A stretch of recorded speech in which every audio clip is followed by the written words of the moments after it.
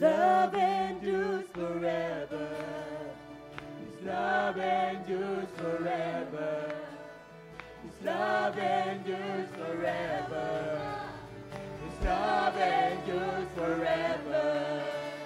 His love endures forever. His love endures forever.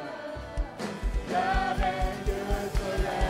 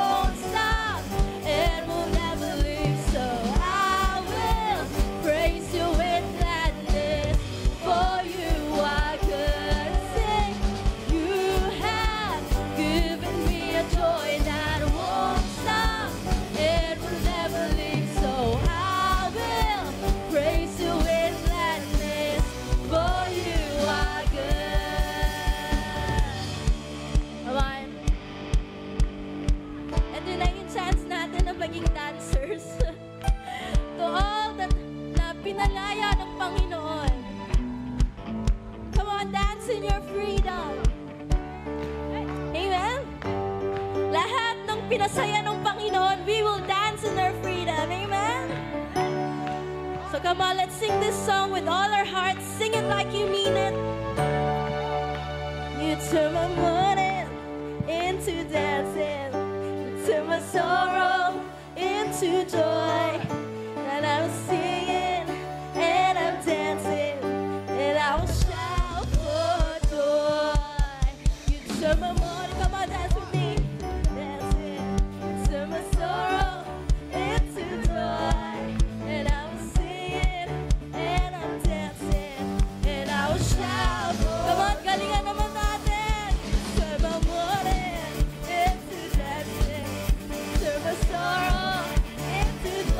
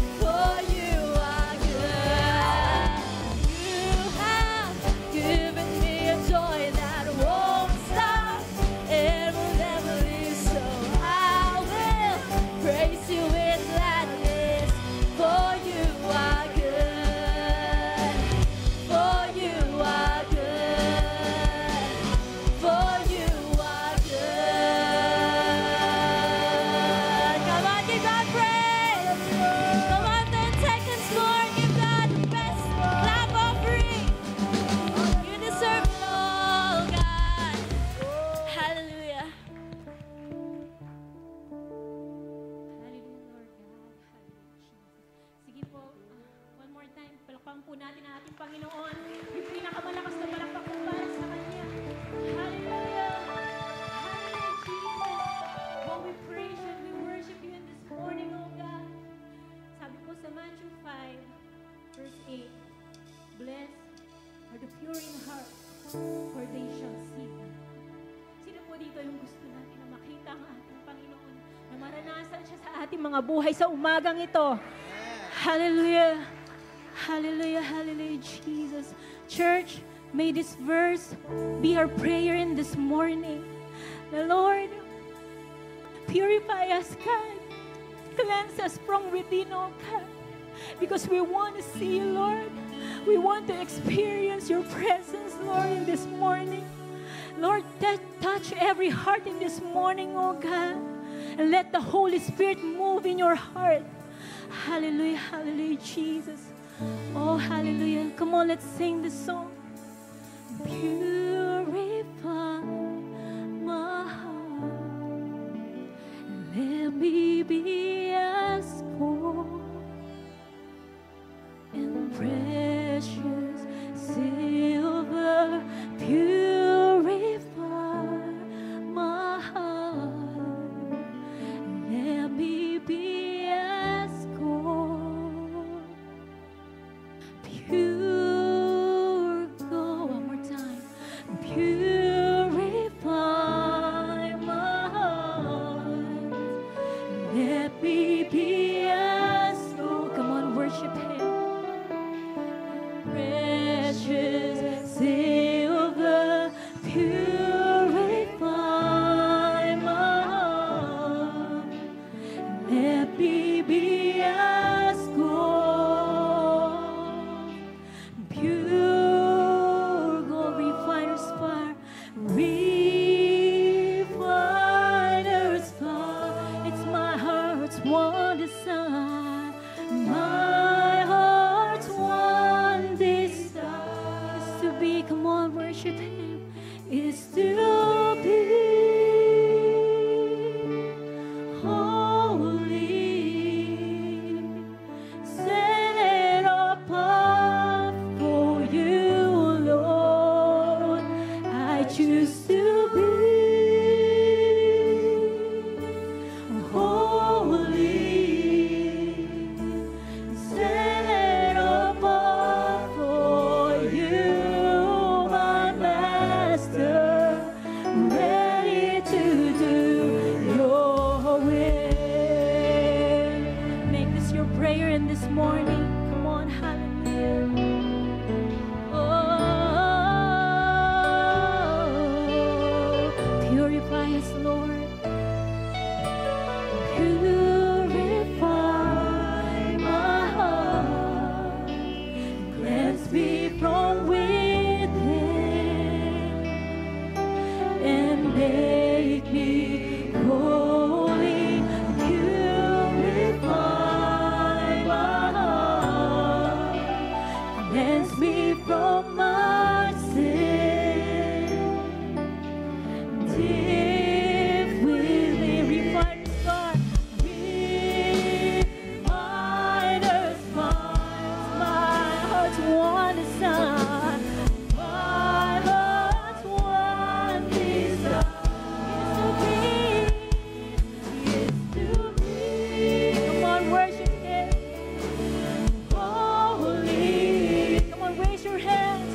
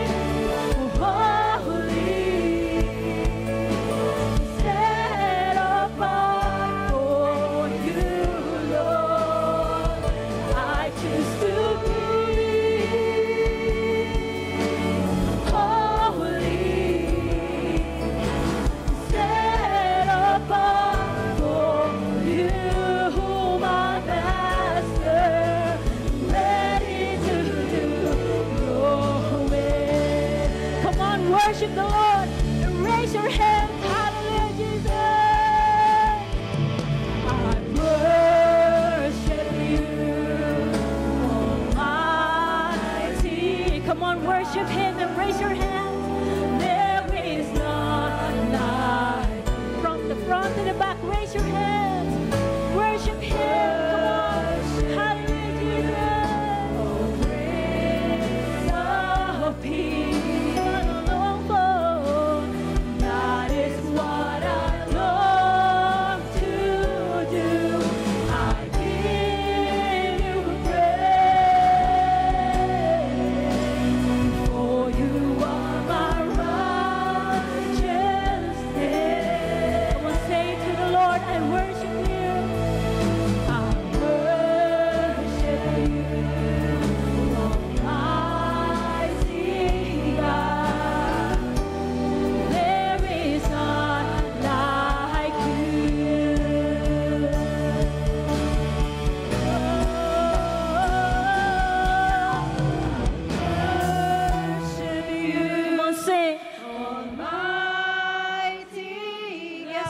Hallelujah, Jesus.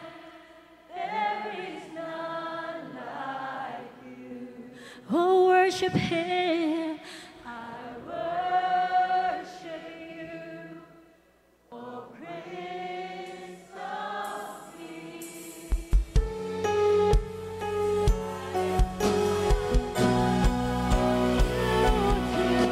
I give you praise, for you are my righteousness. I worship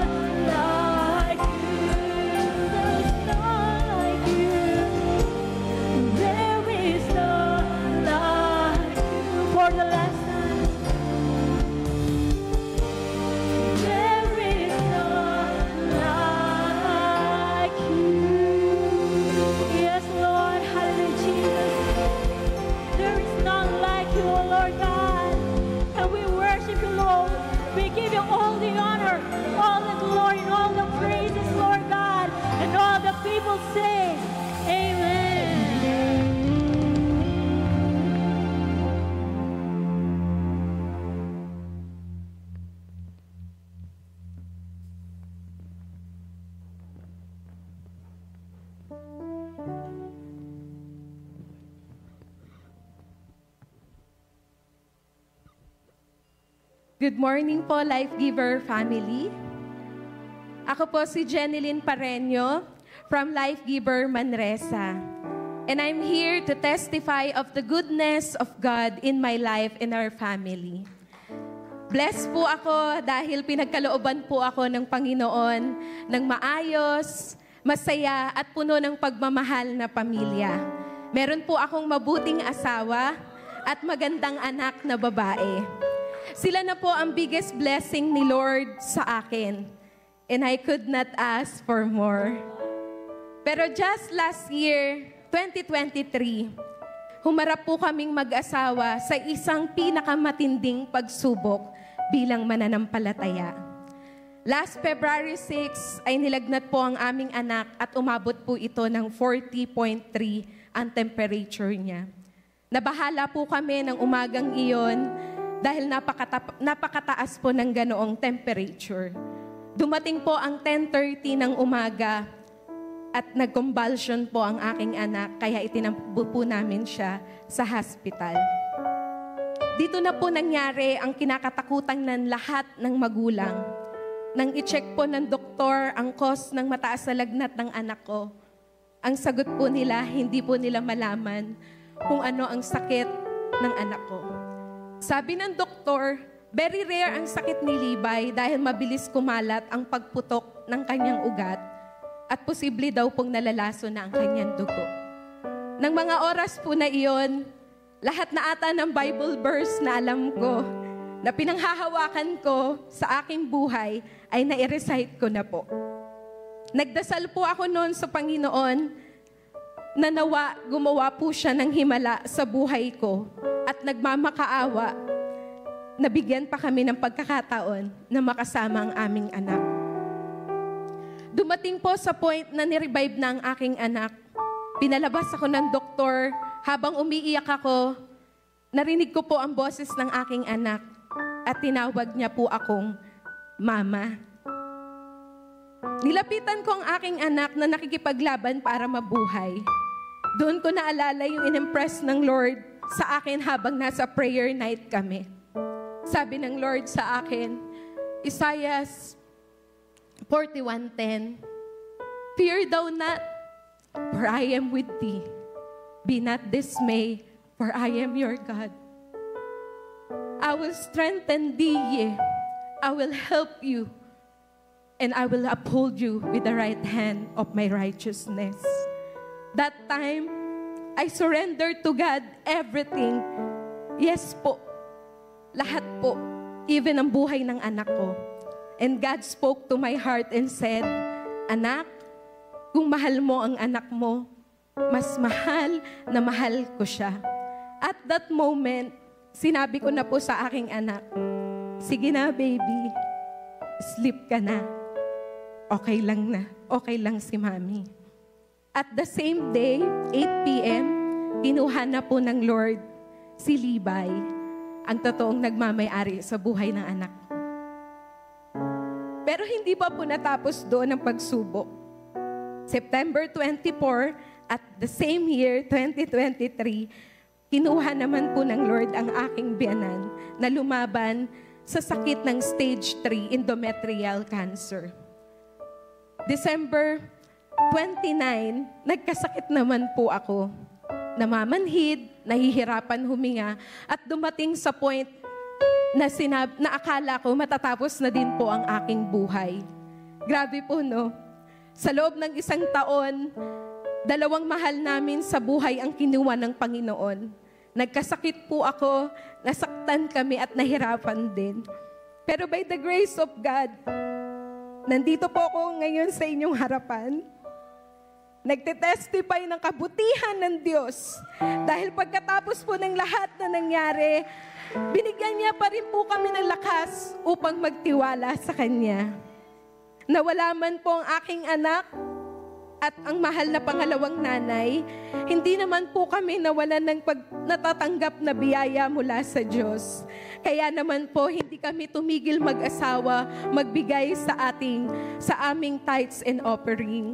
Naniniwala po kami na hindi hadlang ang pangyayaring ito sa buhay namin upang patuloy na ibalik sa Panginoon ang nararapat sa Kanya.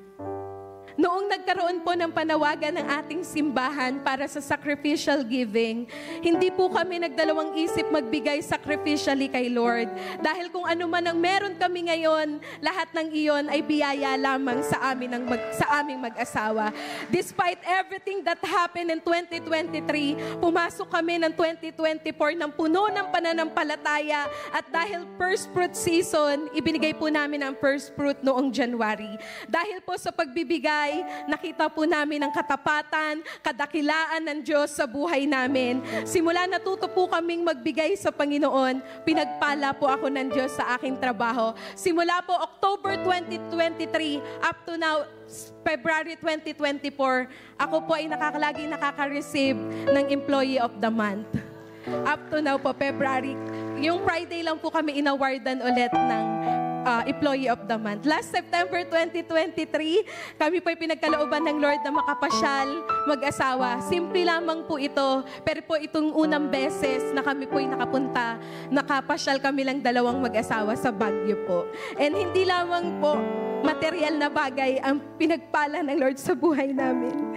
Maging ang aming spiritual this year po ay binigyan ng pagkakataon ng Lord na makapag-serve sa Kanya through worship ministry and prayer warrior ministry. Ang aking asawa naman po ay parte ng Marshall Ministry. Salamat po. Nagpapasalamat po ako sa Panginoon dahil tapat siyang Diyos. At kahit anumang sitwasyon ng ating buhay, masaya man, malungkot, may breakthrough, may breakings man, hindi siya nagkukulang at nananatili siyang tapat. At kung tapat ang Panginoon natin, tayo din naman po ay maging tapat sa Kanya. Mawalan man tayo, mahirapan, masaktan man, magbigay pa rin tayo sa Diyos na hindi bumibigo sa Kanyang pangako. Palakpakan po natin ang ating Diyos at alam ko po, ready na po kayong magbigay, pero bago po ang lahat, tayo po ay yumuko at manalangin.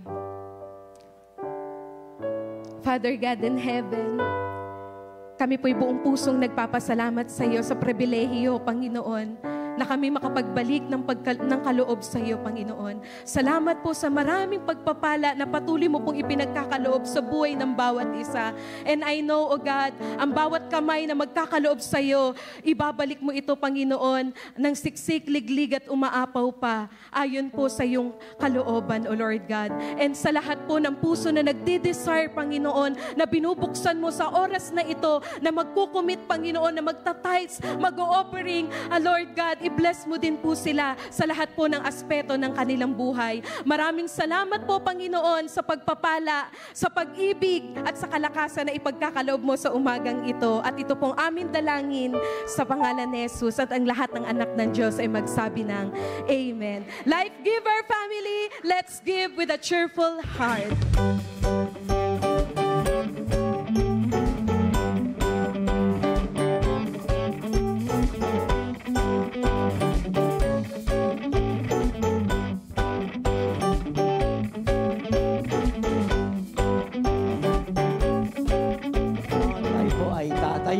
Kung ayaw naman nyo, humiga na po kayo lahat. Tatayo po tayo lahat. Are you blessed? Pray ng Panginoon. Sabi mo nga sa katabi mo, ang laki ng pinagbago mo, kapatid. Sabihin mo nga sa kanya kung ano pinagbago niya. Siya ba ay gumanda? Diba? Sabihin mo nga sa katabi mo, ano ka ba? Ano ka ba? Gumanda ka ba o lalo kang gumanda? Sabihin mo nga sa katabi mo, ano ba? Gumwapo ka ba o lalo kang gumwapo? Amen? Praise God. May nagtanong sa akin, Bishop, paano kaya ang sasabihin mo kung yung tao lalong pumapayat o kaya medyo tumataba? Mag-ingat po kayo sa salita. Kaya gusto niyo malaman paano ako magsalita? Gusto niyo malaman? Napakadali. Lagi ko po siya tinatanong, nalilito ko, ikaw ba'y pumapayat o tumataba? Ipasagot na lang po niyo sa kanila yung tanong para hindi sila masaktan. Amen? Pero gusto ko malaman nyo, you're doing great. You look beautiful today. Can you tell it to 5 persons, you look beautiful, gorgeous today. Yung sa likod nyo, kamayan nyo, come on. Sige po, kamayan natin ang nasa likod, nasa harapan. Sabi mo sa kanya, parang future biyenang kita, kapatid. Hallelujah. Taas ang kamay ng lahat ng pinagpala ng Panginoon. Pagpalain mo kami, Panginoon. Hindi po, itaas lang po, wag po malakpak. Purihin ng Panginoon, pagpalain mo kami. May you bless us, Father, with a beautiful word, beautiful rendered to us by all the authors. I pray that the Holy Spirit will help us, Lord, to understand the author's intention of the particular book that we are about to read. I pray, bawat isa sa amin ay ma-excite. Maiksi lang, pero makapangyarihan. Maiksi lang, pero tatago sa aming mga puso at isip. Marami pong salamat. Pinupuri ka namin. Sa pangalan ni Jesus, ang lahat ay magsabi ng amen. Pupo tayo lahat. Purihin ng Panginoon. Take your seats. Tama po kayo. Si Pastora Helen ay hinaran ako ang may 88. Tama ba? 88, ano? Purihin ng Panginoon. Gusto niyo bang kantahin ko yung kinanta ko sa kanila? Ano kayo, sineswerte? Okay, joke lang po, purihin ng Panginoon. Malay niyo po, pag-isipan natin. Katabihon ni Pastora Helen ay si Ate Vicky Umia. Tayo ka nga. Yan. Palakpakan natin si Ate Vicky. Si Ate Vicky ay isa sa mga pundador po ng ating church. Sa, saan to? Sa Mobara, Chiba, Japan. Palakpakan po natin siya. Si Ate Vicky, sino magsasabing 98 na si Ate Vicky? Pero mukhang 56 lang. Amen? Ay, joke lang po. 56 years old lang po yan. Today, I'll be sharing to you a profound mystery. Tignan natin, that's the subject for today. Topic, the profound. Sabi nga, the profound mystery. Uy, salamat. Very active, ha? Yan, pag-uusapan po natin yan. Found in the first Ephesians 5:32. Sabi ni Pablo, this is a profound mystery. But I am talking about Christ and the church. Oh, okay, ibig sabihin nun. Pero ito isang napakalawak na misteryo. Sabi ni Apostol Pablo. Pero tinutukoy ko ay si Kristo at ang simbahan.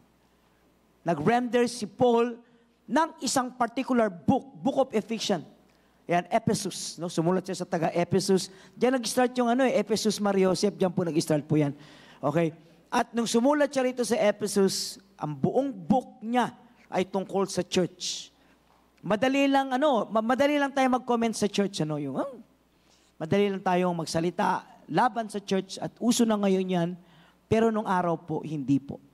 Sapagkat nag-render si Paul ng isang buong subject niya, isang ang title church at ibinigay niya dito sa church ng Ephesus. Kasi nung panahon na yon, itong church ng Ephesus ay ang pinakamalaki at pinakamakapangyarihan at pinaka-effective na church sa Asia Minor o Turkey, present Turkey.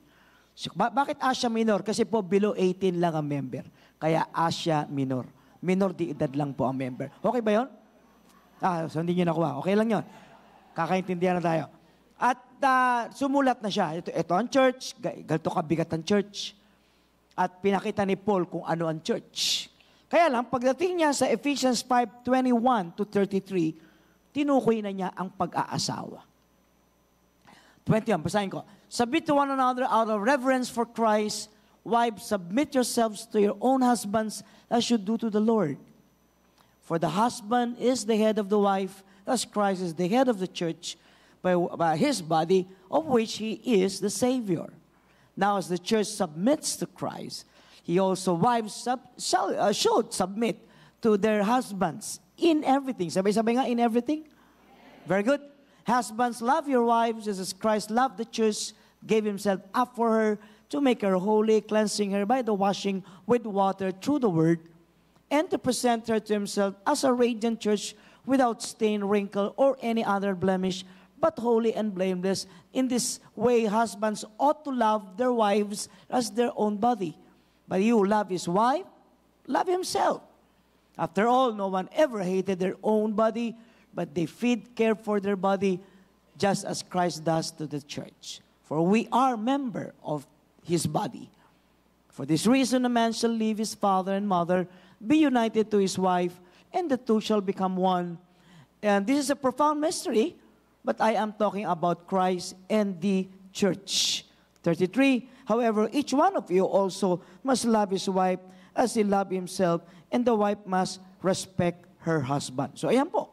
So tinukoy niya, ito ang role ng babae. Maiksi lang yun sa babae, pero pagdating sa lalaki, medyo mahaba-haba ng konti. Ano kaya yun? Dahil ba mas malambot ang babae o mas malambot ang lalaki? Hindi po. Hindi ganun yun. Pero yung verse 31, ang siyang, pinaka-matindi. Sabi niya, this is a profound mystery. Ayan. So tinukoy na niya ang pag-aasawa. Pero tukoy ba talaga niya ang pag-aasawa o ginagamit niyang illustration ang pag-aasawa between sa love affairs na nangyayari between kay Christ and the church? Makatid, sa tingin ni Kristo, napakataas sa kanya ng church. I can easily say, itong church na to, gaya niyan. Ay, yung dati naming church, galito to, but not si Christ. Hindi niya kailanman tutuksuhin, ibebelittle, hindi kailanman niya bibigyan ng commendation ang church. Ingat na ingat. At mamaya pag-uusapan natin yun. So mga kapatid, pinakita rito sa Ephesians kung ano dapat mag-behave ang church ng Ephesus. Paano sila dapat mag-raise ng mga members, ng couples, kung paano ito magbe-behave properly. Since ang church sa Ephesus ay ang leading church. At sino man ang umaatin dito ay pinanonood ng mga tao at ginagaya ng mga churches katulad ng Pergamum, ng Sardis, ng Thyatira, at kung ano-ano pang churches. Di ba? So pinakita niya. At anong sabi naman ni Christ? Gusto kong kumuha lang ng isang context. Kasi pwede mo sabihin, Bishop, at ganun, nag-render si Kristo ng maganda tungkol sa couple, papaano sila, ano ang tingin ng Lord sa kanila, ano dapat ang babae at ang lalaki, o lalaki may asawa o babae mag-asawa. Tingnan niyo po itong comment ng Panginoon. Matthew 19, 8-12. Jesus replied, Moses permitted you to divorce your wives because your heart were hard, but it was not the way from the beginning. I tell you that anyone who divorces his wife except for sexual immorality and marries another woman commits adultery. The disciples said to him, well, kung hindi ka pala pwedeng makipaghiwalay at kung mag-aasawa ang lalaki o ang babae ng kanino man, kung siya ay nasa anyo ng banal na matrimonyo, ang sabi na ng disciple, well, if this is the situation between a husband and wife, since marriage pala is permanent, sabi-sabi nga, permanent, it is better not to marry. Aba, mas mabuti pala na hindi na lang mag-asawa. So I have a good news to all of you, especially sa lahat ng wala pang asawa, wag na nyo itaas ang kamay, baka may makakita sa inyo rito. Ang sabi rito, it is good not to be married. Huh? Jesus replied, tingnan natin from the horse's mouth, anong sagot ng Panginoon? Well, not everyone can accept this word, but only to those whom it has been given. For there are eunuchs who were born that way. There are eunuchs who have been made eunuchs by others. And there are those who choose to live like eunuchs. Walang asawa, binata, dalaga, for the sake of the kingdom of heaven. The one who can accept this should accept it. Sa mga kapatid, alisin ko muna yung mag-asawa, baka makondem ako na, paano ito? Baka hindi na ako makapag-asawa. I have a good news to you. The blessedness of being single remains in you, nananatili sa atin. Ibig sabihin, kung hindi ako tinawag, ako talaga nung araw, nung tinawag ako ng Panginoon na maging born again, alam ko talaga that I will be embracing the gift of celibacy. Alam niyo ba yung celibacy? Para wala yata nag-amen dito. Yung hindi ka na mag-aasawa. Naku, malinaw sa akin yun. Sinabi yata ng Holy Spirit sa akin yun, naman hindi ka na mag-aasawa, i-dedicate mo ang buong buhay mo sa paglilingkod sa akin bilang single. Parang narinig ko eh.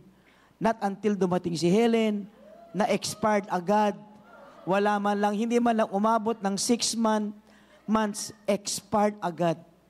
Nung nilakaran ako ni Helen, nakatingin ako sa baba ng konti, ayun, nawala na. Sapagkat nakakita ako ng isang bibe na lumalakad na ganyan. Ayun, expired ang gift of celibacy ko. Uli-uli, kung meron kayo, huwag titingin upang manatili yung gift. Balikan ko lang, ibig sabihin, mabigat pala yung mandate ng marriage. Kaya yung mag-aasawa, mabigat pala ang gagawin mo. At alam ba ninyo na maraming napunta sa impyerno dahil sa pag-aasawa? Dahil sa maling handling ng marriage. At maraming masamang tao na nagkaasawa na lalong sumama nung nagkaroon ng asawa. Walang nag-amen. At marami ring mabuting tao na naging masama noong nag-asawa. So if you think marriage will change you, the answer is no. If you kung mali ang handling mo of marriage, it will make you worse. Masakit. Kaya dapat talaga makita natin na if you are called for singleness, ang sabi niya, well, no. Sabi ni Jesus, well, hindi lahat makakakuha nitong blessedness of singleness. But may tatlong klase daw ng pagiging single. Ang sinasabi niya, there are people or eunuchs who were born that way. Wala silang sexual, desire or pwedeng capacity to satisfy anyone. May ganun, eunuch. Wala talaga. Wala. Blanco. O kaya may mga eunuch na ginawang eunuch dahil maglilingkod sila sa hari na prevalent nung araw. O na rampantly pinapractice nung araw. Or, meron din na nagiging eunuch dahil sa purpose ng pangangaral ng mabuting balita at marami rin nun sa kasaysayan, even nung panahon ng medieval at Renaissance period. Na talagang hindi sila nag-asawa dahil talagang wala silang time. Okay? Ikaw pa naman na makapag-asawa ka ng Pablo na wala talagang time sapagkat laging nasa biyahe. Hindi po ba? And so, ang sinasabi dito, importante yun. Bishop, mukhang di ata makakapag-asawa kasi wala nanliligaw sa akin. Well, try to embrace the gift of celibacy. You might, through this gift, honor God and dedicate your whole life to serve the Lord. Can I hear an amen for that? Alam ko, may nag-amen. Okay, purihin ang Panginoon. Buti. At hindi yun masama. Hindi porket nag-asawa rin lahat ng colleagues mo, ikaw ay iuumpog mo yung ulo mo sa pader, sasabihin mo, hindi talaga ako maganda. No. Actually, baka mas pinagpala ka kumpara sa mga may asawa. Tama po ba? Ba't ganon? Bakit ganon? Masaya sila kasi may asawa sila. Mali. Hindi na ho sila masaya kasi may asawa na ho sila. Tama po ba? So yun yun. So balikan natin ulit yung ating topic. And so ano itong tinutukoy ng ating Panginoon using po the analogy or illustration between husband and wife. Can we go to number 1? Sabi ng Panginoon, back to 21 of Ephesians, ibig sabihin that marriage must be governed by submission. Verse 21, submit. That was the introduction. Ang introduction ni Paul in 21, ang sabi niya, that submit. Sabi ito, submit to one another out of reverence for Christ. Ibig sabihin, the moment nag-asawa ka, you will be controlled by or ruled by or reigned over by submission. So bakit kung mag-aasawa ko, handa na ba ako magpasakop? Since sinabi, one to another, o one another. Ibig sabihin, yung submission is not only for the wives, o yung spouses, but also, itong lalaki ay magsasubmit din. Kung ano ang rule ni Lord doon sa marriage. Number 2, pinakita rin niya that husbands are appointed to lead the marriage. So pinapakita rin niya na, ready na ba kayo mag-submit? Opo, pwede ka na mag-asawa. Pangalawa, ang mga husbands daw are appointed to lead the marriage. 25 up to 31. Husbands, sabi niya gano'n, love your wives. As Christ loved the church, gave himself up for her. Make her holy, cleansing her by the washing in the water through the word. Hanggang 31. Ibig sabihin, in marriage, husbands are appointed to lead the family. He is supposed to lead. So, ibig sabihin that marriage is about leadership sa part ng lalaki. So, kung hindi mo kayang mag-elevate bilang isang leader, then don't marry. Kasi pag nag-asawa ka, you will begin to, not to rule, but to lead. So, kung lalaki ka, ay magli-lead ka. Bumagsak ang marriage, bumagsak ang bahay, ay baksak ka. Aaminin mo yun. At kapag naman maganda ang marriage at maganda naman ang pagsasama, dapat kang papurihin because you are the leader. So if you are afraid to lead, then don't marry. Kung hindi mo kayang mag-lead, hindi mo kayang sisihin at hindi mo kayang ipinpoint ka, then don't marry. Ang pag-aasawa ay tungkol sa pag-lead ng tao. At kapag nag-umpisa ka na, lalaki na mag-asawa, magli-lead ka. Wala nag-amen yata rito. I understand na naman. Number 3, that wives are appointed as a preserver of marriage through submission. Even though submission was given to both male and female, or husband and wife, but ang sabi rito, the preserver of marriage will be the wives. Can I see the hands of the wives? Ano ba sa Tagalog ng, ano ba another word sa wives? Wiper. Taas ang kamay nga ng mga wiper. Taas ang kamay ng mga babae. Bakit tayo magtaas ng kamay? Nahiya ba? Pakitaas ka ang kamay. O mga babae, kayo po ang magpe-preserve ng marriage. Kayo magpapaganda ng marriage. Kayo ay nagpapasakop at nagpapaganda ng pagsasama. Tama ba? So in marriage, wives are appointed as the preserver.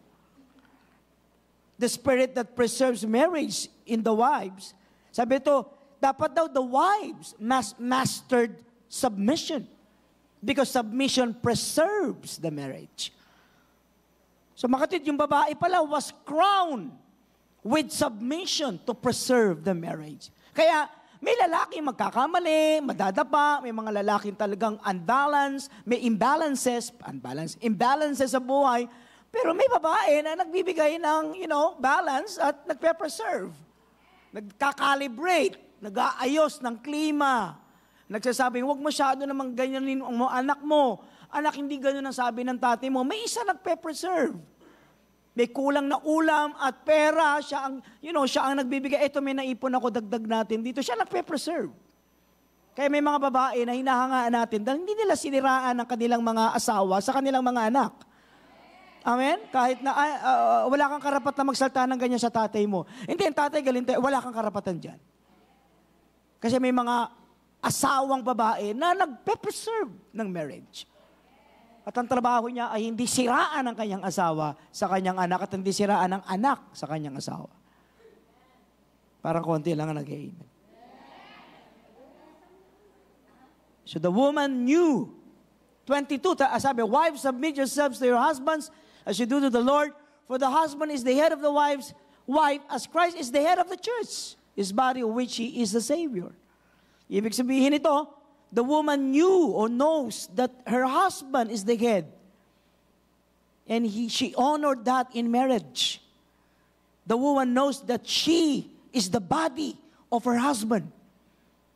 And so the body serves, respect, and love him. So in conclusion, she submits under the care of a good and godly husband.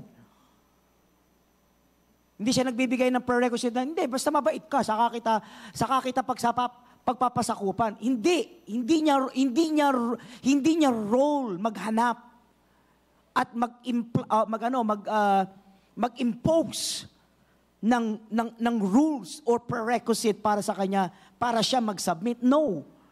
One way lang siya. My role is to submit. My role is to preserve. Regardless kung sino itong impacto kong asawa, wala yun sa kanya. Hindi. Pag nagbigay ka ng pera, magpapasakop ako sa iyo. Makakainin kita pag binigyan mo ako ng pera. Hindi po yun. Wala akong ganon. Because the role was given directly one way, not two way. The moment nagbigay tayo ng two way, pag ginawa mo to, gagawin ko yan, at pag ginawa mo yan, gagawin ko rin ito, ay makakagulo po ang marriage. Because bawat isa ay binigyan ng katungkulan at mag-concentrate sa kanilang role, hindi para maghintay na gawin sa kanya yung role ng isa. Sa kanya gagawin niya yung role niya. Hindi ho ganun. Magkakagulo po tayo doon. Sabi mo nga sa katabi mo, magkakagulo daw kapatid. Ilan dito naintindihan ako? So ang galing, amen? Uwian na tayo, latag na natin, amen? Ilan dito naintindihan ako, pakitaas ang kamay. Siguro ang galing kong preacher, napapaliwanag ko, no? Sige, uwian na tayo, tama ba? Pero there is a twist in this kwento. May twist. Sabi mo nga, may twist. Ano ang twist? Ito, yung 31. This is a profound mystery. But actually, hindi ko naman tinutukoy si Manny tsaka si Helen eh. Hindi ko naman tinutukoy si Helen tsaka si Manny. Hindi sila tinutukoy ko, sabi ni Pablo. Ang tinutukoy ko ay si Kristo at ang church. Ginagamit ko lang si Manny at si Helen para maintindihan nyo kung gaano kamahal ni Kristo ang church na sinisiraan mo.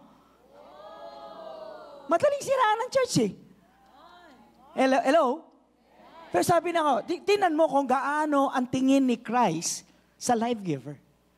Tapos, kung anong tingin ni Christ sa life giver, yun, siraan mo. Pagkatapos mong malaman anong tingin ni Kristo sa church.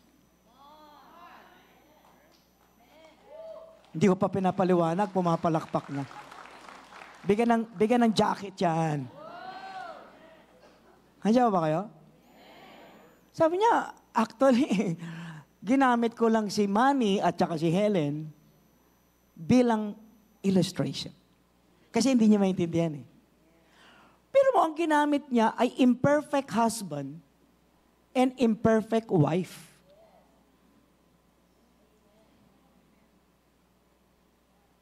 Bakit gagamitin ni Kristo ang tao para paliwanag siya at ang church niya?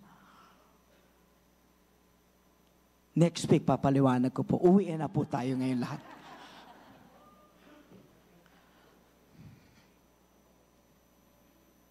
Sa mga kapatid, ginagamit lang niyang illustration ang Hebraic marriage para kahit papaano mag-grasp ng mga Ephesus ang marriage na nangyayari sa church at kay Christ. And so, sabi niya, actually yung bride dyan ay yung church. While yung husband dyan, si Christ. Yun ang ulo. So dito ko ngayon i-base kay Christ ang relationship naming mag-asawa. Kasi papalpak ba yung marriage? Yes. Pero i-base ko kay Christ. Pag nakikita ko yung asawa ko, nakikita ko si Kristo. Hindi ko ito pakakainin ng almusal. Nakikita mo si Kristo, hindi mo pakakainin ng almusal? Hindi na. Nung nakita mo si Kristo, sweetheart, isang natagal lang, breakfast. Meron ka ng breakfast, lunch, and dinner. Kasi nakikita ko sa iyo si Kristo. Kasi pag nakita mo yung asawa mo, ang makikita mo, ikaw nung araw, ginawa mo to sa tatay ko, nang buhay pa siya. Ito ginawa mo sa amin. Buti nga, pinabalik kita rito eh. Magkakagulo ang church. Ay, mali pala, magkakagulo ang marriage. Amen? So, alisin ka. Ngayon, ang gawin natin, ganito. Alisin ko ngayon si husband doon, sa text na binasa natin kanina, alisin ko rin si church. Alisin ko. Ayan, nagkakagulo na eh. Alisin ko si husband, ilagay ko si Christ. Tapos alisin ko si wife, lagay ko si church. Life giver na, kasi wag muna tayo makialam sa iba. Tama? Are you okay? O sige, basahin natin. Go. 25. Christ, ako na lang po, para hindi tayo merapan.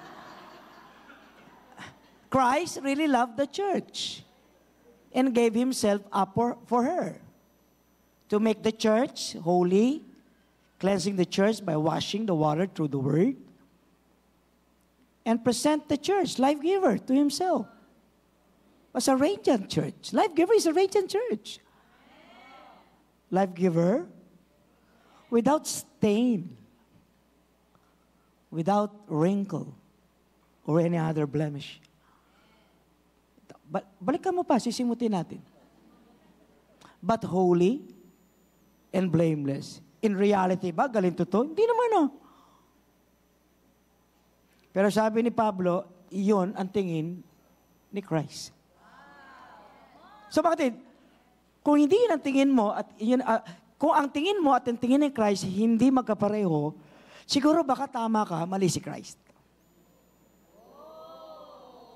Ikaw na. Hello? Sabi mo nga sa tayo mo, ikaw na. Tuloy natin. 20, come on, next. In the same way, Christ ought to love the church, life giver, as his own body. That he who loves his wife, loves himself. After all, no one ever hated their own body, but their feet, Christ thou feed the church and care for the church, his body. Just as Christ does the church. For we are, tayo lahat, we are members of His body. For this reason, minsan nga, we will leave our literal mother and father and be united to our wives, spouses, o sino man, and the two will become one flesh. Tuloy pa natin? This is a profound mystery. Sabi niya, I'm talking about talaga Christ and the church. However, each one of you must love your church as Christ loved Himself. And the church must respect her husband. Tama ba? The church? The church. Christ. So,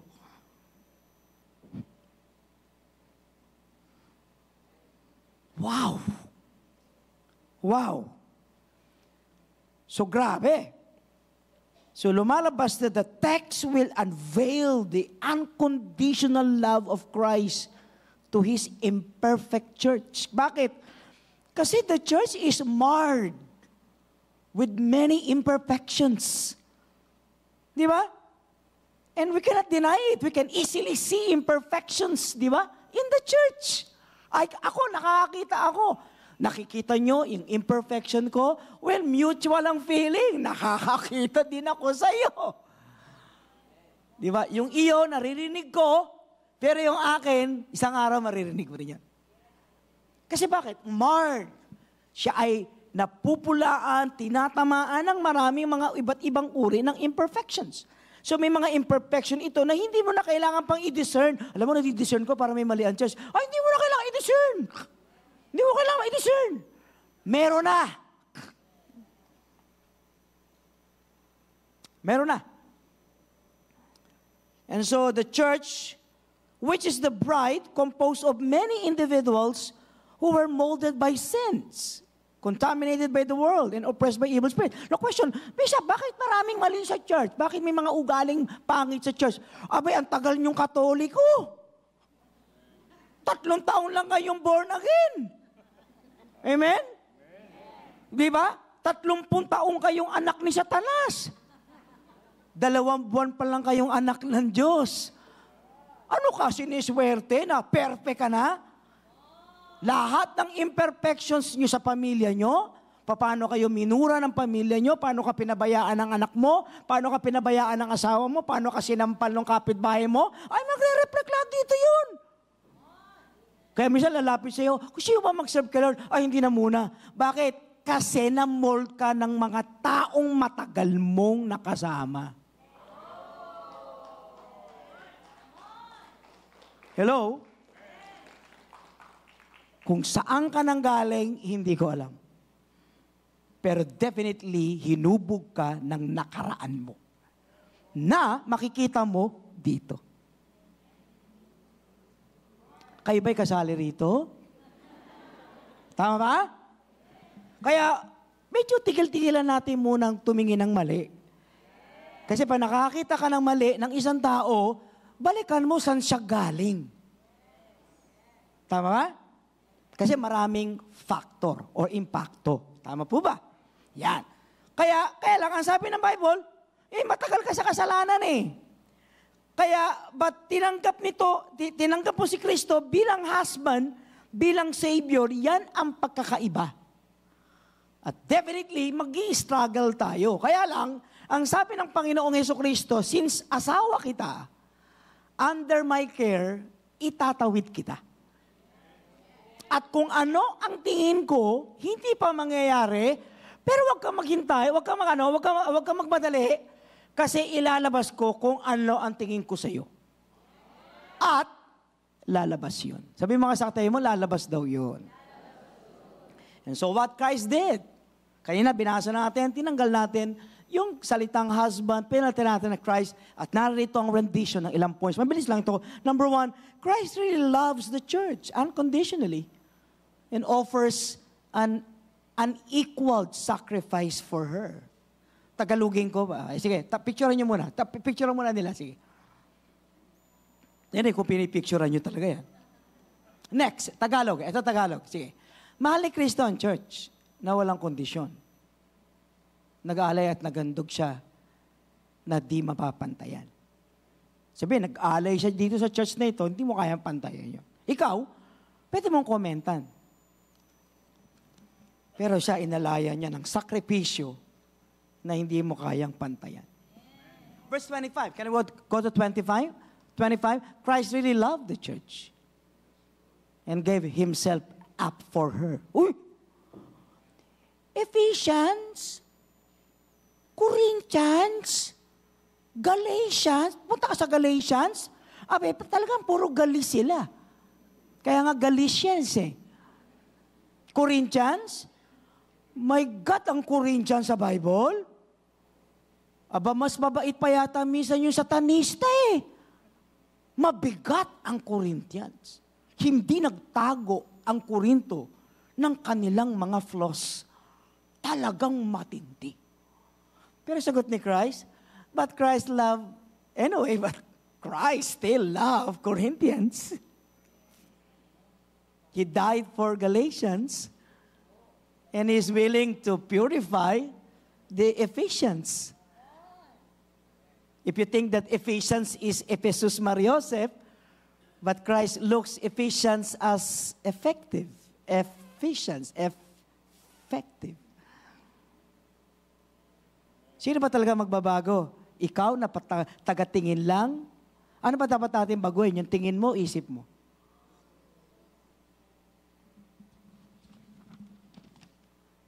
Number 2, the goal, Christ's goal is to make it totally holy and clean. So anong goal ngayon ni Christ sa asawa niya? Verse 26, ang mitiin niyang gawing banal at malinis ito. Ito sabi niya, ano sabi niya? To make the church holy, cleansing the church by the washing with water through the word. So anong goal ni Christ? Pinakita yung goal. Ang goal ko, marked to ng mali. Ang dami pang immaturity, ang dami pang infancy at saka chimpanzee. Sabi niya, but ang goal ko sa church is to make it holy. Hindi mo pa nakikita, pero wait lang. Papabanalin ko siya. Ngayon, kung hindi ka makakapaghintay, nasa sayo na yun. Pero kung mahihintay mo, makikita mo yun, mahihintay mo yun. Sana mahintay mo. At hindi lang yun. Itong gagawin ko para maging holy siya, cleansing. Nagpapakita yung word ng cleansing ng continuous action na gagawin niya. God is not yet finished with life giver. Unless sabihin niya talagang prostitute yung church niya. Or hindi. Ang tawag pa rin niya bride. Hindi niya iwan yung bride. Ganda, di ba? Ang ganda intindihin ng Bible ayon sa kanyang sariling ibig sabihin. Hindi sa pakiramdam mo. Amen? Anong gagawin niya? Cleansing, washing. Saan niya iwawash? Word of God. Bishop, pag galing itong as anak ko, tagal-tagal lang umaati sa life giver. Hindi nagbabago. I confirm the message.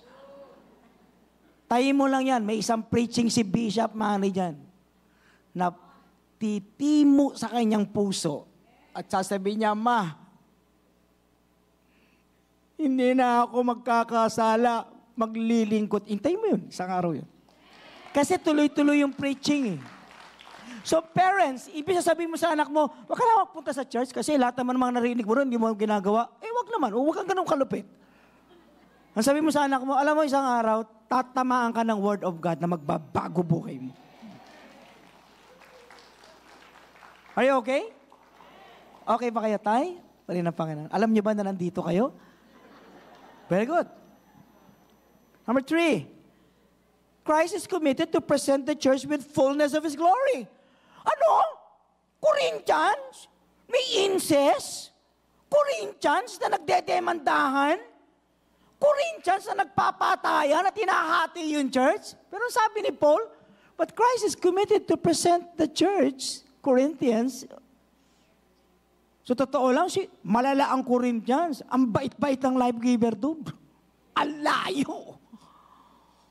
Pero sagot niya, the church will be presented by Christ with fullness of His glory. The fullness of Christ will reflect on the church. Hindi halfness. Fullness. Iba commentation ni Christ. Iba tumingin si Christ sa tingin mo. Iba siya. Anyway, kasi iba yung tingin ni Christ kasi pakakasalan niya. Ikaw, coordinator ka lang sa wedding. Magkaiba. Next. Sabi niya, and present the church as a radiant church without stain. Ano gagawin niya sa church? Without stain. Without wrinkle or any other blemish. But holy, blameless. Ang church walang stain. Ano, what is stain? Mancha? What is wrinkle? O what is blemish? Blemish. Kapintasan. Holy. What is holy? What is blameless? O kayo na mag-preach dito. Nasasagot naman ninyo na eh. Wala na. Kayo na. Purihin na Panginoon. Grabe ang talino ng Diyos na ito. Wala sinabi ang Corinthian dito. Andiyan ba kayo? Kailan yan? Hindi ko nakikita. Sagot ni Christ, wait ka lang. Kasi hindi mo siya bride, kaya mo pinipintasan eh. Ako, bride ko siya. Hindi mo obligasyon. Sige, palakpakan natin ang Panginoon. Next, Christ will continue to love her as His own body. Aba, tama ba? Patuloy niyang mamahalin ng iglesia gaya ng kanyang sariling katawan. 28, in the same way, Christ ought to love the church as His own. So, anong tawag ni Christ sa life giver? Ay, body ko yan. Yung iba, pag sinabi, ay, umalis na kayo sa church na yan kasi may nangyayaring ganito dyan. Ay, hindi ko ganun magsalita si Lord sa church niya. Sabi niya, kung gagalawin niya, katawan ko yan. Pakakainin ko yan. Aalagaan ko yan. Nako ba? Iba talaga si Christ. Napansin ko, kung hindi mo mamahalin ang church mo, mamahalin ni Christ yung church niya. Kaya napansin ko, yung mga tao na pinipintasan niya yung church niya, actually, hindi naman niya talaga church yun eh. Association lang niya yun, gaya ng Eagles, Rotary Club. Actually, mas maganda pa nga yung pagmamahal nila sa Eagles eh. Hindi niyo ba napansin na may mga ilan dito ang Eagles, kuya? Taas sa kamay ng mga kuya. Ate, taas sa kamay ng ate. Ilan dito, ako Rotarian ako. Di ba? Grabe, tama ba? Kung kaya mong pintasan ang church mo, day ka pa ng Rotary. But not Christ. Ang sagot ni Christ, mahal ko yung church ko kasi asawa ko siya.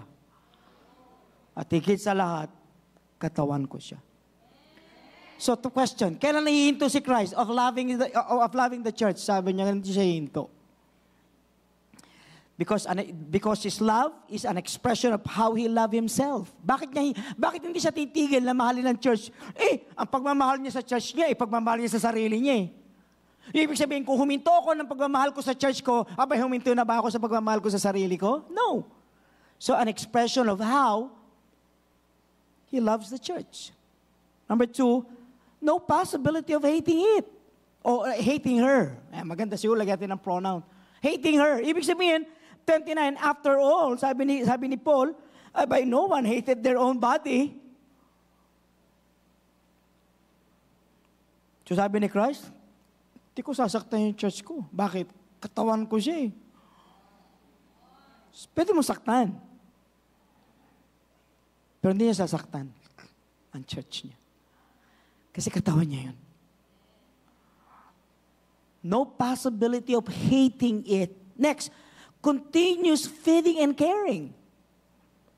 Sabi niya, for they feed, care of their body, just as Christ does the church. So, anong gagawin ni Christ?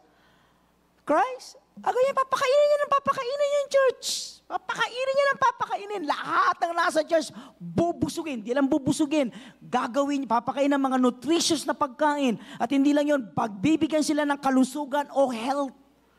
Kaya karamihan ng tao na mahal ang church, very healthy. Healthy, makasama, healthy makaunawa, healthy makatrabaho, at healthy lumalago. Kaya minsan yung health ng tao, depende kung ano ang relationship niya sa church niya. Mind-blowing. Mind-blowing. Na ano pa? Hindi lang yon. Sabi ito, he includes us unto His body. Sabi ito, isinama tayo. Sabi niya, we are member of that body. Tayo, pakakasalan tayo ng Panginoon. At pagdating ng Panginoon, ikakasal siya, kasama tayo. So, ang ginawa niya, sinama ka unto His body. Sinama ka. Included unto His body. For we are member of His body. Next, Christ will leave everything just to be with His church. Kaya sabi sa 31, sabi niya ganoon, for this reason, a man shall leave his father, mother, be united to his wife, the two shall become one flesh. Ito ang dahilan, kaya iiwan ni lalaki ang kanyang ama at ina, makikipag-isa sa kanyang asawa, at ang dalawa ay magiging isa. So Christ, He will never leave the church. You may leave your church, but not Christ. Amen? Sa mga aalis sa church, iiyak ang church ng 2 weeks. After na, mapapalitan sila na umalis. Iiyak ang church ng 3 months. But after 6 months, papalitan sila ng tao. Kasi bakit? Ayaw ni Lord mapila yung church. Ako, mawawala ako rito. Kukuhin ako ni Lord. Ano na ako? Jude. Ano na ako kota na ako, 41 years na akong pastor. Totoo lang, 41. Wow, mabigat yun. Pag namatay ako, papalitan ako ni Lord. Iiyak kayo? Pero sasabihin ko sa inyo, papalitan nyo rin ako. Kasi bakit? Hindi ni Lord pababayaan yung church.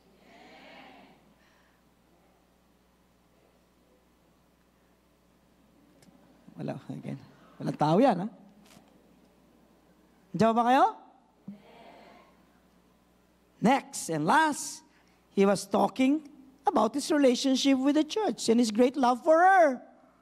Kaya sagot na yun ni Pablo, eto na ngayon, sabog Talagang, siguro tuwan-tuwa yung mga taga-Ephesus. Sabi niya, actually, tuwan-tuwa kayo, ha? Mali ng ganito, ikaw, pasakop ka rito. Pero sabi ni Pablo, actually, hindi kayo tinutukoy ko. Tinutukoy ko kung gaano kapatay na patay si Kristo sa inyo.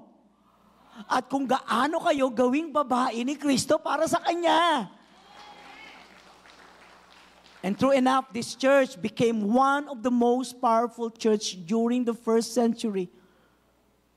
Not only powerful, very powerful. As a matter of fact, most of the apostles of Jesus Christ, yung witnesses, became pastor of Ephesus. Sa sobrang ganda ng church. Yung pala ang tawag ni Lord sa church, bride niya. Sabi niya, this is a profound mystery, but I'm talking about Christ and the church. And so, whoever each one of you must also love his wife as he loves himself, and wife must respect her husband. So, if this is talaga the score, ito talaga ang totoong score nitong kwento na ito talaga ang theological meaning, purposes, and so kung maintindihan ko ngayon, paano ko ngayon ito itatawid ko sa panahon natin ngayon? Ako bilang pastor, ako bilang membro, ako bilang gitarista, ako bilang live group leader, bisa paano ako bilang ushers, bisa paano ako na magiging isa ng missionary, nararamdaman ko talaga magmi-mission ako. Ano ito ngayon sa akin? What is our role now in this union? And that we can apply for our marriage. How can I apply this to my marriage? 22, back to 22. Wives, submit yourself to your own husband as you do to the Lord. For the husband is the head of the wife, as Christ is the head of the church. And so his body, and which is the Savior. Now, as the church submits to Christ, so also wives should submit to their husbands in everything. The key word now is the word submit. Sabay-sabay nga, submit. Do we have the word sub? When you say sub, it means under. We have the word submarine. Di ba? Mga ship na nasa ilalim. we have the word submit. Ibig sabihin, tayo ay nasa ilalim, nagpapasakop. So what is now the key of how Ephesians will become the real bride of Christ? How Life Giver will become the real body of Christ, whom He will marry to one day. Papaano? The word is submit. Pasakop. Submit. What is submission? Submission is the attitude of the heart. And only submission leads to respect. As a matter of fact, submission is the greatest mission.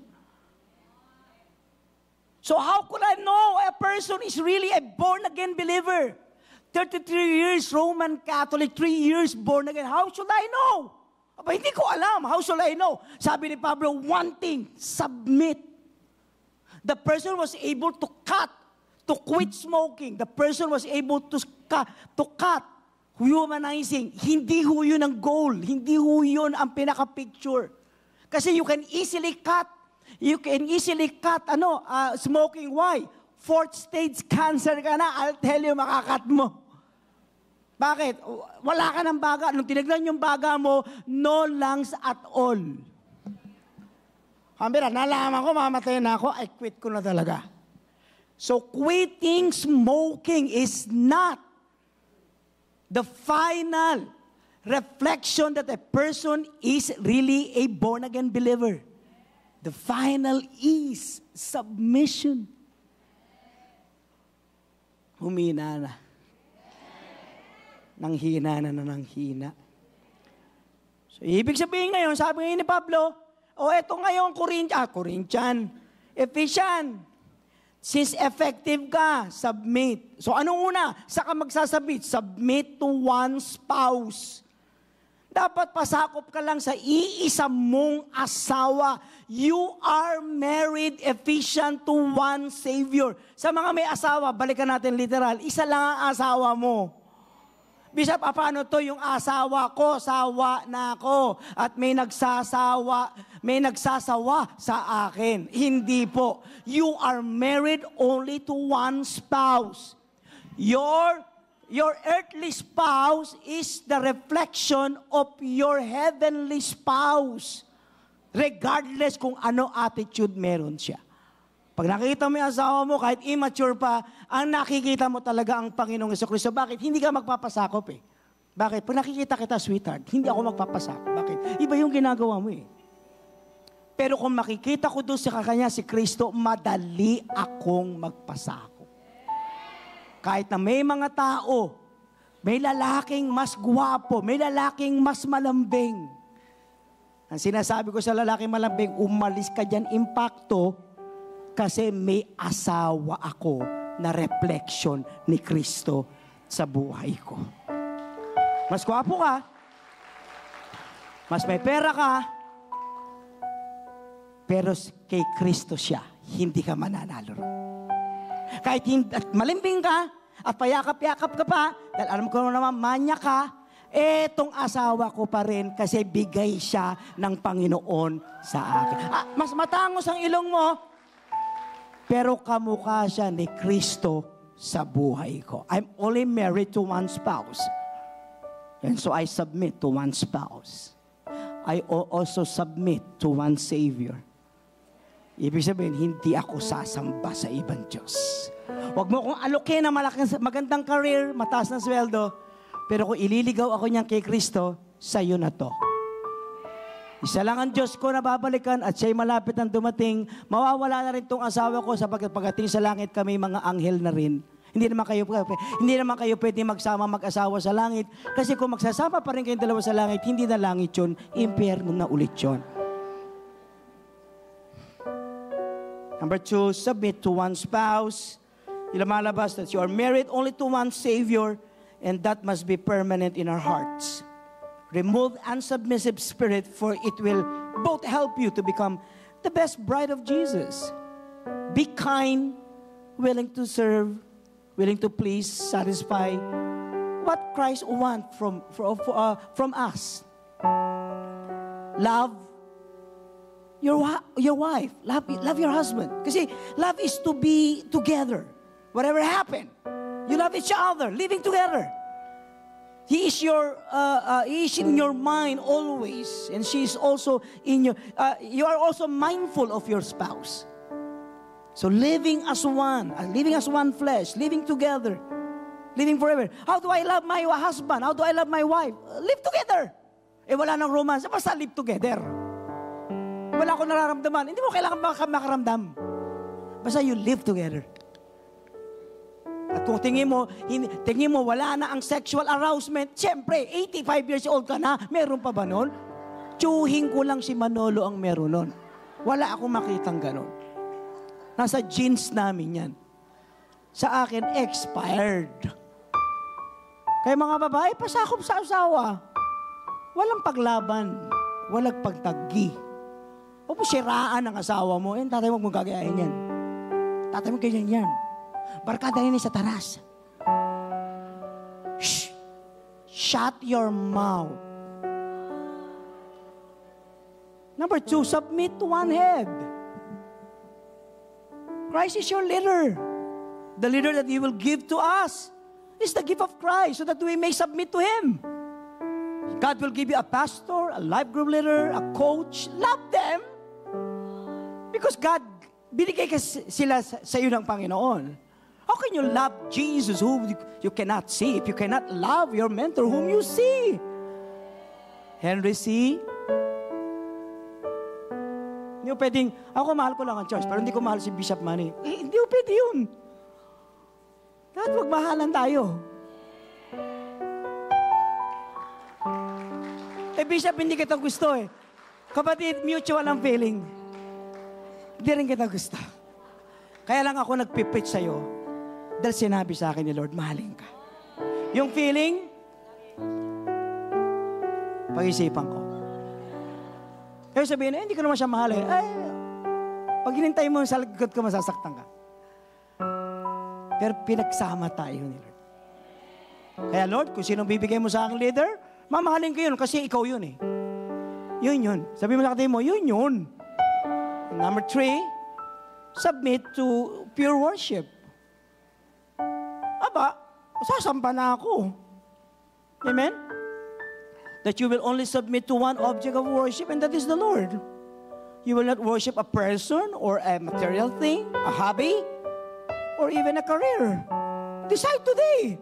I am the bride of Christ.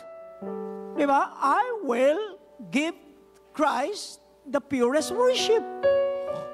Siya lang sasambahin ko. Kaya ako lang sa church dahil sa Kanya, mahal ko siya. Lahat ng binigay niya sa akin, mahal ko. Itong church na to, binigay niya sa akin ito, mahal ko to, binigay niya to sa akin eh. Pag pupunta ako sa church, naalala ko siya. Binigyan ako ng mga leaders, kahit na imperfect sila, I don't care. Hindi ako nagre-require ng perfection. Hindi nga ako perfect eh. Bakit ako mag-i-expect sa kanila? At kung meron man, regalo yun. Basta ako nandito, isa lang sinasamba ko ang Panginoon. Hindi ako tumitingin sa tao, at kailan naman di ako tumitingin sa sitwasyon. Tumitingin lang ako sa Diyos na sasambahin ko, kaya ako nandito. So submit to one law. Submit to one law. What is the law? The law of Christ. Lord, I love you, Lord. Gusto ko yung law ni Christ. Bishop, preach it. Preach mo kami, tirahin mo kami, saktan mo kami para maoperahan kami. Yun, yung law. Ako ang kanta ng law. Oh, how I love the law. I love the scripture. You will submit to the law of Christ undividedly, and you will submit to scripture unswervingly. You will not doubt the word of God. Kaya a beautiful wife is a submissive wife. A beautiful church will purely submit to Christ in everything. And so submission is the highest mission. Submission is the culture of a family. It is not independence. It is dependence. We are interrelated. We are interdependence. I cannot live without you. Dapat mag-decide ka rin na, I cannot live without Bishop, without my pastors. Anak ko, gusto ko siya. Tama siya dyan, kulang ang buhay ko pag hindi ko kayo nakikita. Idolatry? Hindi, interdependence tayo. May mga tao sa atin, Bishop, isang kindat lang, isang hipo lang, okay na, masaya na kami. Basta kami magsaserve kami sa Panginoon. Yun. That is how we submit to God's law. Kaya ako, ang goal ko is not your amen. My goal is for you to appropriate the Word of God into your lives. That you may apply it every day. That I may see the Word of God in you. As you approach each day, hanggang dumating ang Panginoon, the very Word of God is reflecting in you each day until you grow as a bride of Christ. Sexing, ang ganda ng mata mo na, ang ganda na ng kutis mo, di ba? Punong-puno ka na, napunasan ka na ng langis ng banal ng Espiritu, lumait na ng konti ang bewang mo, gumanda na lahat ng hips mo, sinuot mo na ngayon yung iyong wedding dress, and one day, sasabihin ng Panginoon, wow! Sabi ni Christ, sabi niya, wow, that's my beautiful wife. Kasi my wife was molded by life giver according to the Word of God. Amen? Be the bride of Christ. Don't act as a prostitute. What is a prostitute? Promiscuous, kahit saan sama. Promiscuous, kahit saan sama. Tinawid dito, kuha dito. May umagalok dito. May nag-text dito, kuha siya. Promiscuous. No. You are not a promiscuous woman. You are a bride of Christ. Intended only for Christ. Kaya pagdating mo ng Panginoon, andyan siya, naglalakad ka na sa aisle, anong sagot ng Panginoon? Wow! Wow! Umiiyak ang Panginoon habang nakikita tayo lahat. Kasi ang ganda mo. Ang goal natin, maging maganda ka. Alisin natin lahat ng mga imperfections natin. Alisin natin lahat ang mga flaws natin until lumitaw sa atin. Ako, under construction. Dami pa. Dami pang aayusin. Pero one day, nakikita natin ang napakagandang bride sa itsura ng lahat ng mga mananampalataya na nandito. Amen? Tatayo tayo lahat. Pray ng Panginoon. Palakpakan natin ang ating Panginoon. Malakas. Hallelujah. Sabihin mo nga sa 5 tao, kahit sino, andyan sa tabi mo sa likod, you are the bride of Christ. Amen. Alika na. Purihin ang Panginoon. Manalangin tayo sa Pango. Amen. Whether babae ka lalaki, tayo ay ang babae ng ating Panginoon sa Kristo. Okay ba kayo sa hairdo ko? Okay? Meron ako nakuha, buhok ng kabayo. Next week, papasusot ko rin. Puri na God is good. Amen? Patid, gusto ko malaman mo, our goal is for you to be the perfect bride of Jesus Christ here on earth. Raise your hands. Raise your hands. Lord, here's your bride. Lord, nandito ang bride mo. Dami pang imperfection. Pero papunta kami doon kasi nakita namin paano mo kami itatawid. Lord, alisin ang pekas. Alisin ang peklat. Alisin ang mali. Alisin yung attitude na hindi pang bride. Alisin ang mindset na hindi pang bride. Sana, Lord, alisin mo rin yung activity na hindi pang bride. Sana kami bilang bride ay maghahanda. Katawan, kaluluwa, espiritu ng isang magandang buhay. What we do on earth and what we do in our church will reflect who we are as the bride of Christ. And so I pray, even though some are men, we will be the best picture of the bride of Christ on earth. Lord, patawarin mo kami. Hindi namin mahal ang church minsan. Tawarin mo kami sa nirelease naming words against the church. Tawarin mo rin kami sa mga hindi namin kinawa sa church mo. Tawarin mo rin kami, may mga taong inalis namin sa church na ito dahil sa mga salitang ginawa namin at sinabi namin. So, dalangin ko, Lord, na mga taong ito ay composition ng mga tunay na katawan ni Kristo. Maging ang mga kapatid namin sa online. Basta, Lord, dalhin mo kami sa beauty parlor mo upang hubugin kami ng iyong mga beautician upang ihanda sa piging ng kasal na gagawin mo sa amin. Lord, please, nagmamakaawa kami sa iyo. Baguhin mo kami. Hindi namin sasaktan ang church at kailanman kasama kaming huhubog sa anyo ng church. Sapagkat isang araw, pakakasalan ni Kristo ang church. Dalangin ko rin na makita ang relasyon ni Kristo at ng church sa bahay namin, na hindi makakapasok ang sino man na sisira sa pagmamahal namin sa aming mga esposo at esposa. At kaming mga dalaga at binata, anuman ang kalooban ng Diyos, kami ay pinagpala.